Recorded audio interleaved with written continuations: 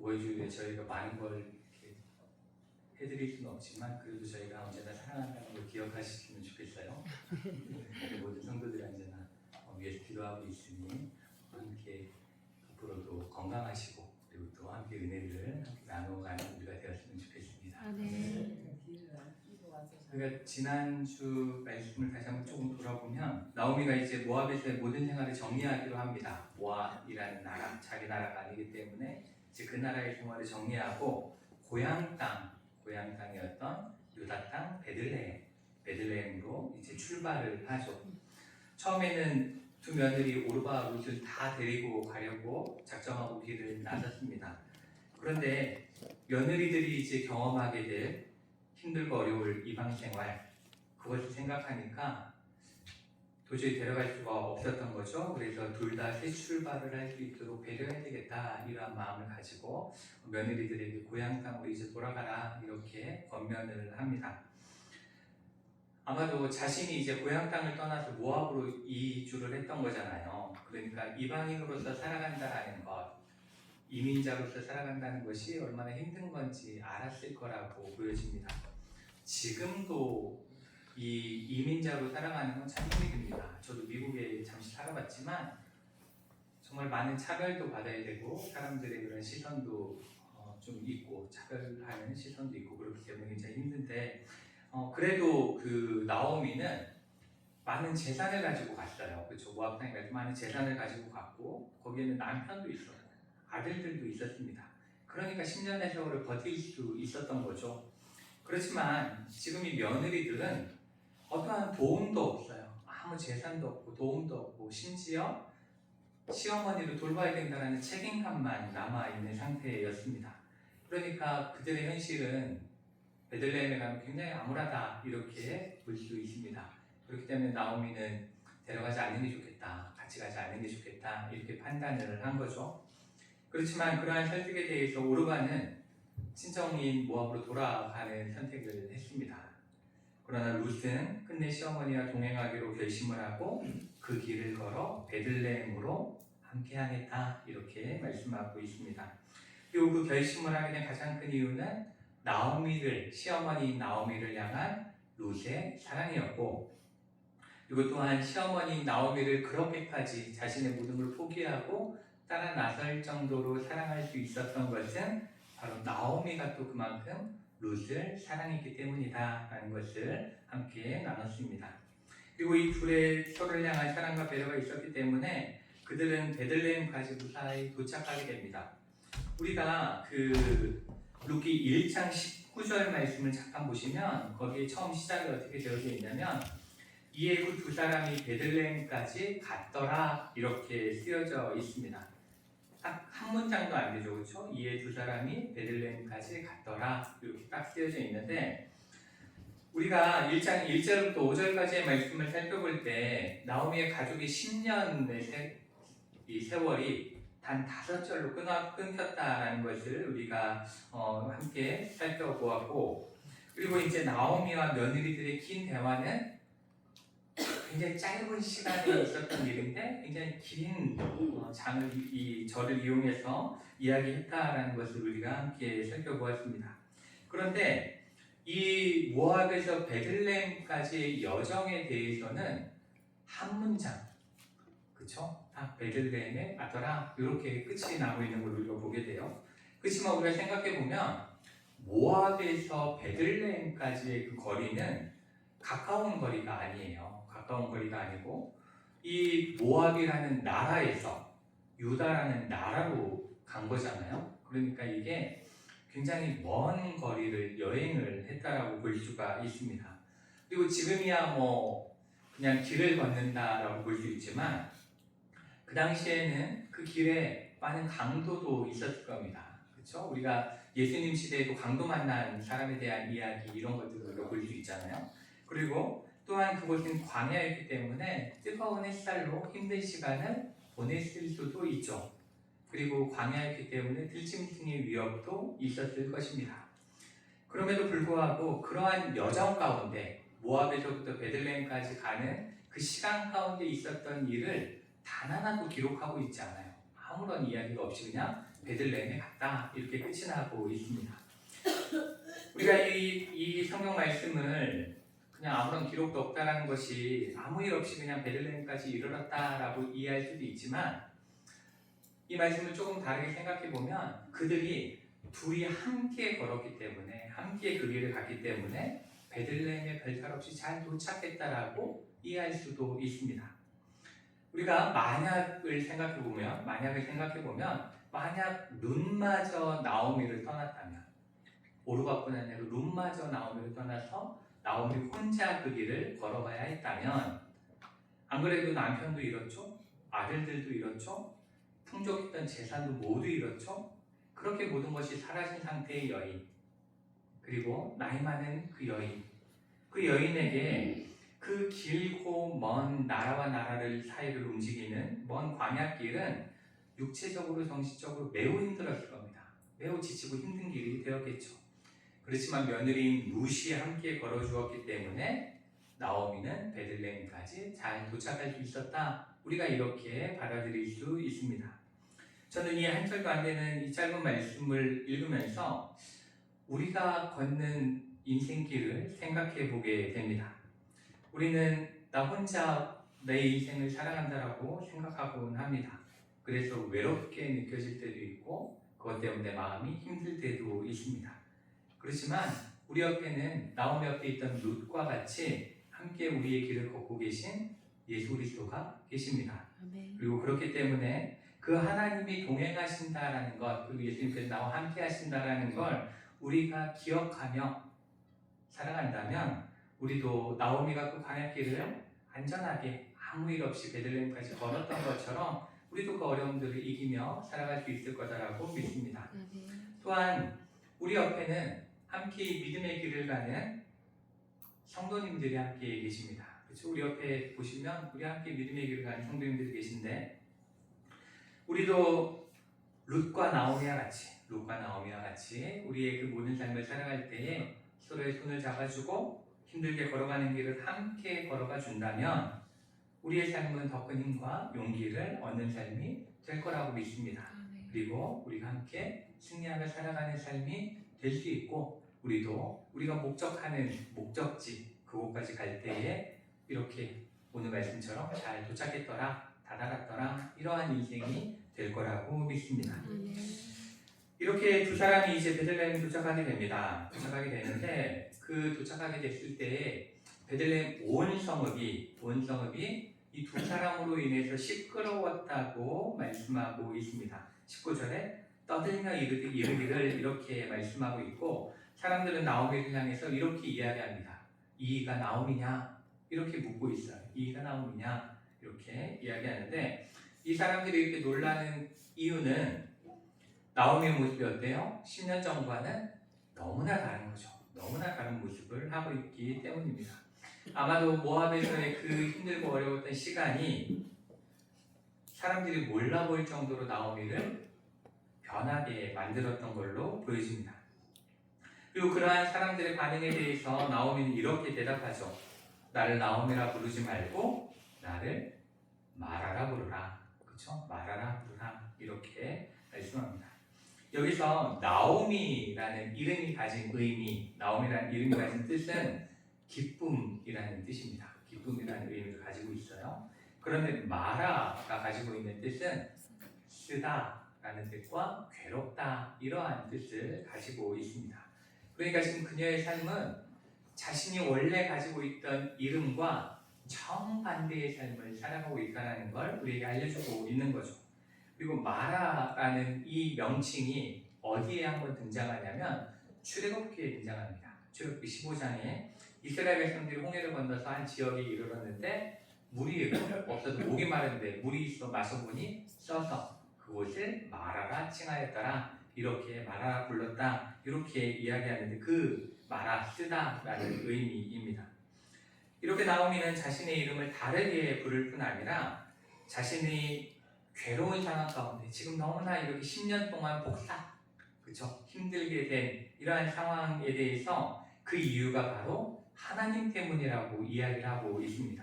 하나님 때문이라고 이야기하는데 20절 하반절부터 보시면 20절의 뒤쪽부터 보시면 이렇게 고백하죠. 이는 전능자가 나를 심히 괴롭게 하셨음이니라. 내가 풍족하게 나갔더니 여호와께서 내게 비어 돌아오게 하셨느니라. 여호와께서 나를 징벌하셨고 전능자가 나를 괴롭게 하셨다. 이렇게 고백하고 있습니다. 이렇게 4번 이야기하죠. 전능자가, 여호와께서 전능자가. 이 다 똑같은 명칭입니다. 똑같은 명칭을 이야기하는 건데 하나님이 그렇게 했다라는 것을 이야기하고 있는데, 이렇게 하나님을 떠나 살아간 삶이 얼마나 자신에게 비참한 결과를 낳게 했는지에 대해서 고백하고 있는 거예요. 하나님을 떠나 살았더니 내가 이렇게 되었다, 이렇게 이야기를 하고 있는 겁니다. 그런데 여기서 보면 마치 우리가 그냥 읽으면 하나님이 나를 괴롭게 했고 하나님이 나를 벌줬고 이렇게 들려요. 그냥 이렇게 말씀을 쭉 읽으면 그렇게 보여지지만, 이 고백은 하나님을 그렇게 원망하고 책임을 하나님께 돌리는 내용이 아니라 자신이 하나님을 떠나 산 것에 대해서 후회하고 있음을 이야기하는 겁니다. 아, 하나님 곁에 그냥 있을걸. 조금 힘들다고 떠난 게 후회되네. 아, 그때 그냥 있을걸. 이런 이야기를 하고 있는 겁니다. 그리고 또한 우리가 이렇게 그 나오미를 말하라 부르라 이렇게 한 이야기 속에서 또 하나 생각해 볼 수 있는 건, 우리가 성경을 읽어보면 이름이 매우 중요한 역할을 합니다. 그 사람이 가지고 있는 이름이 매우 중요한 역할을 하는데, 아브람은 이름이 바뀌었죠? 뭘로 바뀌어요? 아브라함으로 바뀌게 됩니다. 여기서 아브람이라는 이름은 존귀한 아버지라는 뜻을 가지고 있습니다. 그러니까 개인의 지위를 이야기하는 거예요. 개인의 지위를 이야기하는 건데, 그런데 하나님은 그 이름을 아브라함으로 바꾸십니다. 그래서 이름의 뜻이 뭐가 되냐면 열국의 아버지가 됩니다. 모든 이들을 향한 축복을 주는 그러한 사람으로 바꾸는 거죠. 개인적인 지위를 모든 이를 향한 이름으로 바꾸신 겁니다. 그리고 이 야곱이 있죠. 야곱이 원래 야곱으로 태어났는데 하나님을 만난 후에 이름이 이스라엘로 바뀌게 됩니다. 그렇죠? 이스라엘로 바뀌게 되는데, 야곱이라는 이름은 뒤꿈치를 잡은 자, 뒤를 쫓는 자, 이런 의미를 가지고 있어요. 누군가를 계속 쫓아다니는 그러한 뒤쫓는 자라는 의미를 가지고 있는데, 하나님을 만난 다음에 하나님께서 이름을 바꾸시죠. 그래서 하나님과 겨루어 이긴 자라는 의미의 이스라엘이라는 이름을 갖게 됩니다. 그렇지만 하나님이 허락하신 땅에서 떠나 모압을 향했던 나오미는 자신이 이름을 바꿉니다. 하나님이 바꿔주신 것이 아니라 하나님을 자신이 떠났기 때문에 자신이 이름을 나오미에서 마라로 바꿉니다. 기쁨에서 괴로움으로 바꾸게 된 거죠. 우리는 이 말씀을 통해서 언제나 하나님과 동행하는 삶, 그리고 하나님의 그늘 아래 거하는 삶을 살아가는 것이 참된 축복의 삶이다라는 것을 깨닫게 됩니다. 아브라함은 자신이 가진 걸 더 챙기려 한 것이 아니라 자신이 가진 모든 것을 버려두었습니다. 그렇죠? 그리고 하나님께 순종하며 하나님이 가라고 하시는 그 땅으로 떠났습니다. 그리고 야곱은 하나님이 나의 하나님이 되실 거다라는 하나님의 약속, 그 약속만 의지하고 하나님을 끝까지 붙잡았습니다. 그렇게 온전히 하나님만 바라보고 하나님만 붙잡았을 때 그들은 하나님께서 주시는 참된 축복을 받았고 누릴 수 있었습니다. 그렇지만 나오미는 달랐죠. 나오미는 자신이 풍족했음에도 불구하고 자신이 가진 걸 빼앗기고 싶지 않았어요. 자신이 가지고 있는 걸 다 가지고 싶었죠. 그래서 그 풍족한 재산을 가지고 모압으로 떠났습니다. 그리고 그곳에선 더 나아질 거야, 더 좋아질 거야 라고 생각했지만 도리어 더 많은 것을 잃게 되는 결과를 낳았다라는 것을 우리가 알 수가 있습니다. 그렇기 때문에 우리는 이 말씀을 통해서 우리도 내 힘과 능력이 아닌 하나님을 의지할 때에만 참된 축복의 삶을 살아갈 수 있다는 걸 기억하시길 원합니다. 이렇게 1장 19절부터 21절까지의 말씀은 1절부터 5절까지의 말씀을 다시 한번 요약하는 것 같아요. 그 땅을 떠나서 힘들게 살아온 그 삶, 모든 걸 잃게 된 삶, 그것에 대해서 요약했다라고 볼 수가 있습니다. 그리고 1장 22절의 말씀은 1장 6절 말씀과 같이 그렇게 하나님을 떠남으로 말미암아 어려움이 벌어진 삶을 살게 되었지만 그렇지만 그럼에도 불구하고 돌보시는 하나님의 은혜가 있다라는 것을 암시하는 말씀으로 끝이 납니다. 1장 6절에서는 베들레헴에 이제 회복됐다라는 소식이 있고 또 오늘 말씀에서는 베들레헴에 보리추수가 있는 때가 이르렀다라는 것에 대해서 이야기를 하고 있습니다. 그러니까 지금 룻과 나오미는 아무것도 갖지 못한 채 온 거예요. 베들레헴에 왔잖아요. 아무것도 갖지 못한 채 왔습니다. 그렇기 때문에 베들레헴에 왔어도 이 추수 시기가 아니면 아무것도 먹을 수 있는 게 없어요. 그렇죠? 이미 모든 게 다 걷어졌기 때문에 먹을 수가 없지만 지금 이제 추수를 시작하는 시기였기 때문에 앞으로 이것을 통해서 무언가 먹고 살 수 있는 희망이 생겼다라는 걸 우리에게 알려주고 있는 겁니다. 그리고 이제 오늘 우리가 함께 읽은 2장 1절 말씀을 한번 같이 보시면 이 1장에서는 등장하지 않았던 새로운 인물을 소개하고 있습니다. 1장에서는 한 번도 등장하지 않았던 새로운 인물이 소개되고 있는데 이 1절에서 새로운 사람을 소개하면서 어떠한 것을 우리에게 이야기하고 있는 거냐면 이제 1장에서의 분위기와는 전혀 다른 새로운 이야기가 펼쳐질 거야 라는 것을 우리에게 알려주는 거예요. 그 사람을 통해서 이야기해 주는데 읽어보면 나오미의 남편 엘리멜렉의 친족으로 유력한 자가 있으니 그의 이름은 보아스더라 이렇게 말씀하고 있습니다. 여기서 보아스를 어떻게 소개하고 있냐면 가장 먼저 나오미의 남편 엘리멜렉의 친족이다 이렇게 소개하고 있습니다. 이게 어떠한 의미냐면 이스라엘의 가족 체계는 이렇게 돼 있어요. 가족이 있죠. 부모와 자녀로 이루어진 가족이 있고 그 다음에 친족이 있습니다. 우리로 치면 친척이죠. 친척과 같은 그러한 단위가 있고 그것이 조금 더 커지면은 지파가 있습니다.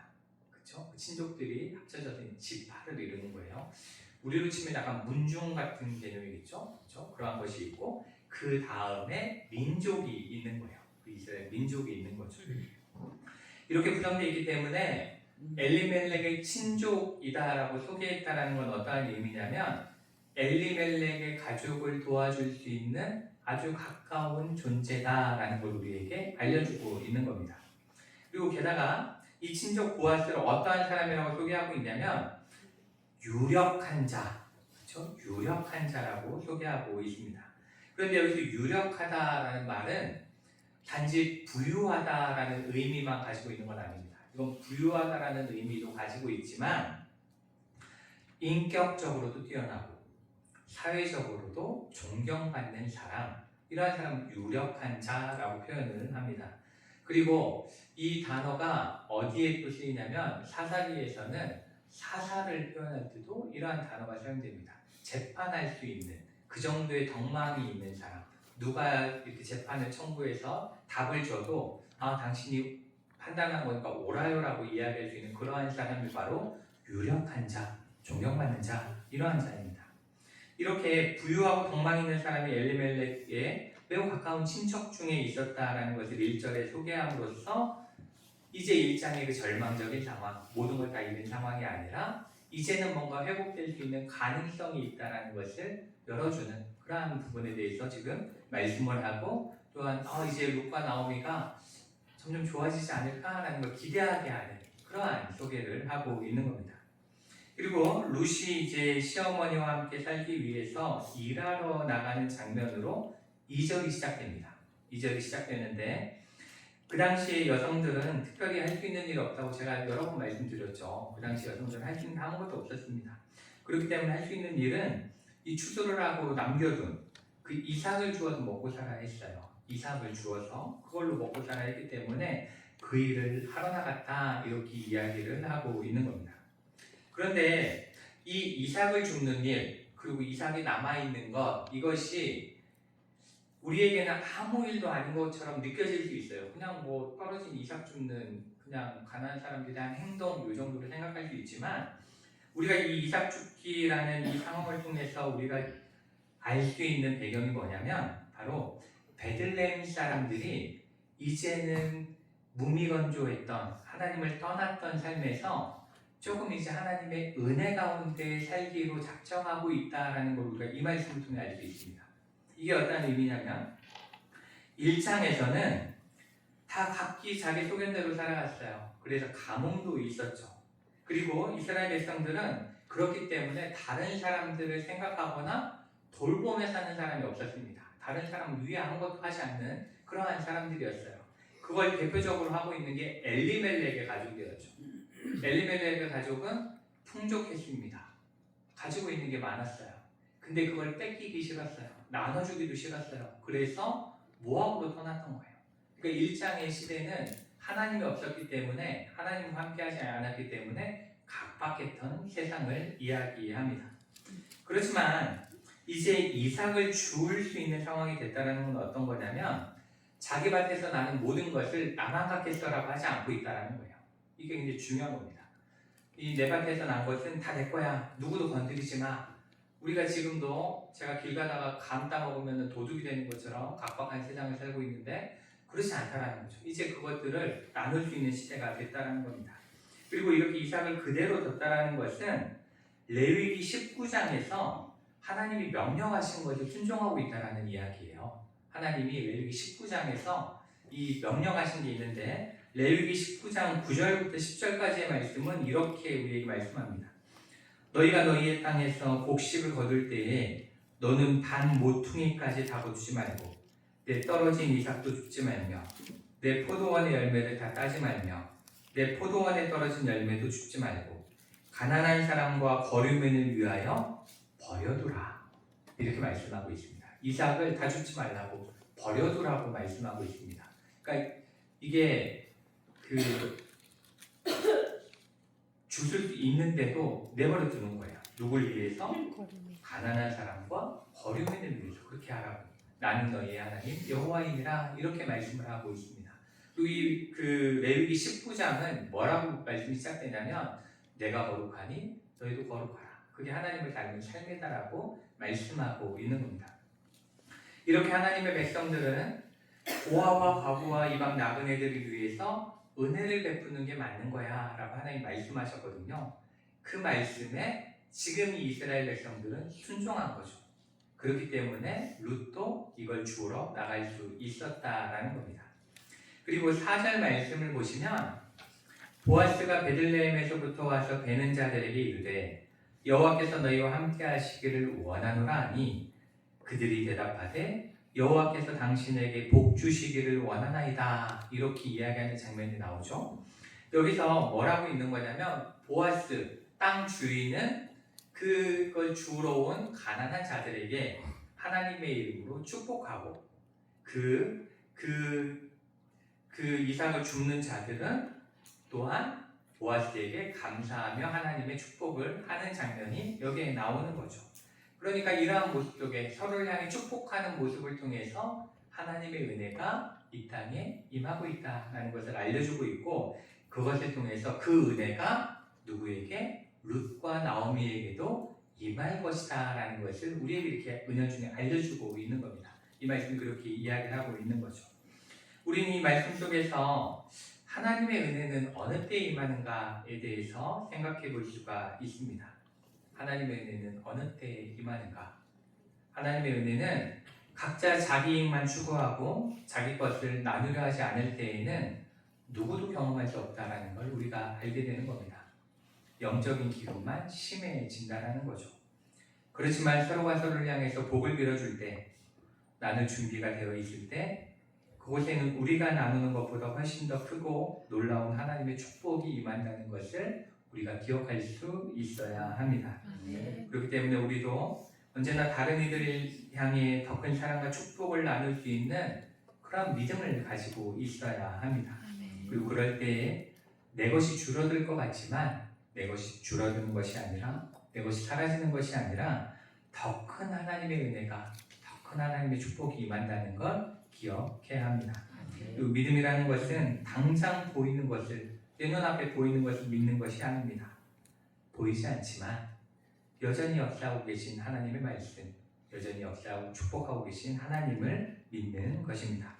그렇기 때문에 그 하나님을 신뢰하며 우리 안에서 먼저, 우리 기초교회 성도들 안에서 먼저 그러한 사랑을 나누고 베풀 수 있기를 소망합니다. 그래서 우리 추엘리교회도 이렇게 사랑을 나누고 베풀므로 인해서 하나님께서 부어주신 덕은 축복과 부흥을 누리는 우리 교회가 되기를 축복합니다. 그리고 이제 드디어 룻과 보아스가 만나게 됩니다. 이렇게 만나게 되는데 성경은 이 만남을 설명하면서 두 단어를 사용하고 있어요. 뭐냐면 우연히 그리고 마침 이 두 단어를 사용하고 있습니다. 우리가 3절 말씀을 한번 보시면 3절 말씀에 룻이 가서 베는 자를 따라 밭에서 이삭을 줍는데 이렇게 한 다음에 뭐라고 되어 있냐면 우연히 엘리멜렉의 친족 보아스에게 속한 밭에 이르렀더라 이렇게 말씀하고 있습니다. 그런데 4절 말씀을 보시면 마침 보아스가 베들레헴에서부터 와서 베는 자들에게 이르되 이렇게 말씀을 하고 있죠. 이렇게 룻은 우연히 보아스의 밭에까지 가게 되었고 마침 그때 보아스가 자기 밭에 있었다라고 이야기하고 있는 겁니다. 우리가 이 말씀을 그냥 읽으면 그냥 운 좋게 그죠? 운 좋게 우연히 이 일들이 벌어지게 된 것처럼 생각하게 됩니다. 그렇지만 이 우연이라는 단어와 마침이라는 단어가 우리에게 말씀하고자 하는 그 의미는 무엇이냐면 이 우연처럼 보이고 마침 무슨 일이 벌어진 것처럼 보이는 이 모든 일 뒤에는 하나님의 인도하심이 있다는 거예요. 하나님의 이끄심이 있다는 걸 이 말씀은 우리에게 알려주고 있는 겁니다. 이 말씀이 어떠한 의미인지를 다시 한번 보면 룻이 우연히 엘리멜렉의 밭에까지 그렇게 가게 된 것은 룻이 시어머니와 자신이 함께 열심히 살아야 되기 때문에 그쵸? 먹고 살아야 되기 때문에 더 열심히 나가서 일을 하다 보니까 그 의지를 가지고 있다 보니까 계속 따라다니다 보니까 가장 여유 있는 사람, 가장 많은 가치를 가지고 있는 엘리멜렉의 밭까지 다다르게 됐다라는 겁니다. 그 2절 말씀을 보시면 룻이 나오미에게 이렇게 이야기해요. 룻이 나오미에게 이르되 그런 다음에 원하건대 이렇게 말씀하고 있습니다. 그 다음에 이삭을 줍겠나이다 이렇게 어머니한테 이야기하는 장면이 나옵니다. 이 룻의 말들을 우리가 한글로 그냥 읽으면 그 마음이 잘 안 오는데 이 원어로 보면 그 속에 어떠한 표현을 가지고 있냐면 강한 의지를 가지고 있는 겁니다. 강한 의지적인 표현을 이 단어들이 가지고 있는 거예요. 그러니까 룻은 지금 내가 나가서 뭐라도 해보겠다. 그러니까 어머니 내가 좀 나가서 일할 수 있게 그냥 도와달라 이렇게 이야기를 하고 있는 거예요. 굉장히 강한 의지, 최선을 다해 일하겠다는 걸 이야기하고 있는 거죠. 그래서 그렇기 때문에 나가서 열심히 사람들을 따라가다가 가장 부유하고 사람들에게 선을 많이 베풀어서 많은 이삭을 남겨둔 우리가 그렇잖아요. 어디가 뭐 나물이 제일 잘 난다면 거기로 가게 돼 있잖아요. 따라 가다 보니까 거기에 이르게 된 거죠. 이렇게 열심히 의지를 가지고 나아가는 사람이었기 때문에 우연처럼 보아스의 밭에 나아갈 수 있었고 그리고 룻이 보아스를 만날 수 있도록 하나님께서는 마침 보아스를 그 자리에 있게 하셨다라는 것입니다. 그리고 중요한 것은 보아스는 룻의 그러한 열심을 보았습니다. 그리고 성실함을 보았죠. 5절에서 보아스가 룻이 누구냐고 묻습니다. 그때 사환이 6절과 7절 말씀을 통해서 룻에 대해서 이렇게 소개하죠. 이는 나오미와 함께 모압 지방에서 돌아온 모압 소녀인데 그의 말이 나로 베는 자를 따라 단 사이에서 이삭을 죽게 하소서 하였고 아침부터 와서는 잠시 집에서 쉰 외에는 지금까지 계속하는 중입니다. 이렇게 이야기합니다. 열심히 일하고 있다는 걸 알려주고 있는 거죠. 그렇죠? 성실하게 일하고 있다는 걸 이렇게 칭찬하고 있는 걸 우리가 볼 수가 있습니다.